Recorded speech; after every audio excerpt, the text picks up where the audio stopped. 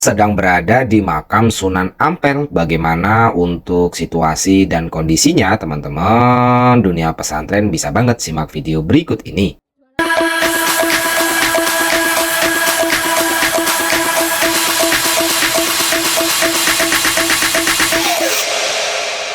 Teman-teman, dunia pesantren, pada video kali ini kita sedang mengunjungi atau berada di makam Sunan Ampel. Untuk makam Sunan Ampel ini sendiri lebih dikenal dengan nama Sunan Ampel ya. Adapun nama aslinya adalah Raden Muhammad Ali Rahmatullah, atau dikenal juga dengan nama Raden Rahmat.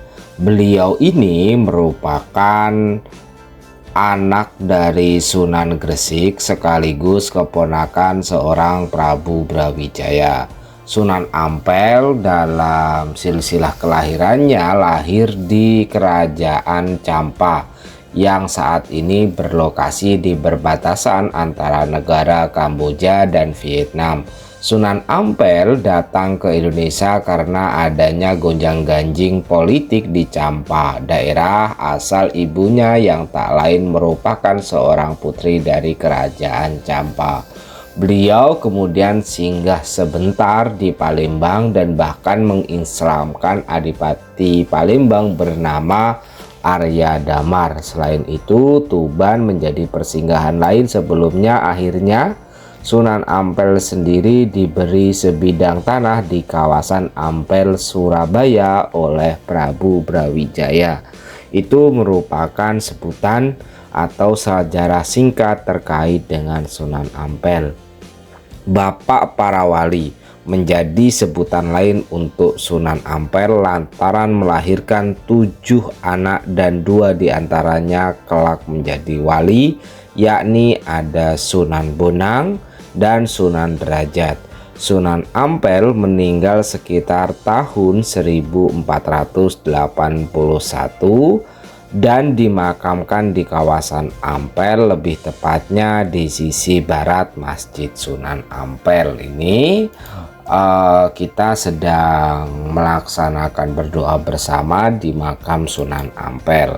Untuk keunikan situs makam Sunan Ampel, salah satu yang menjadi ikonik ataupun unik dari lokasi kompleks Sunan Ampel, lebih tepatnya berada di tengah kampung Arab yang mayoritas penduduknya berasal dari Hadramaut ya. Ini sebuah wisatawan akan merasakan nuansa Timur Tengah yang sangat kental saat mengunjungi kompleks makam Sunan Ampel. Keunikan lain dari situs makam Sunan Ampel adalah keberadaan Gapura Limo yang mengelilingi Masjid Ampel. Daratan 5 gapura yang mengelilingi Masjid Ampel ini setidaknya memiliki nama dan masing-masing yang disesuaikan oleh 5 rukun Islam. Nah, itu merupakan kunjungan kita ke makam Sunan Ampel. Untuk teman-teman yang barangkali akan melakukan ziarah, informasi seperti ini tentu saja sangat dibutuhkan ya.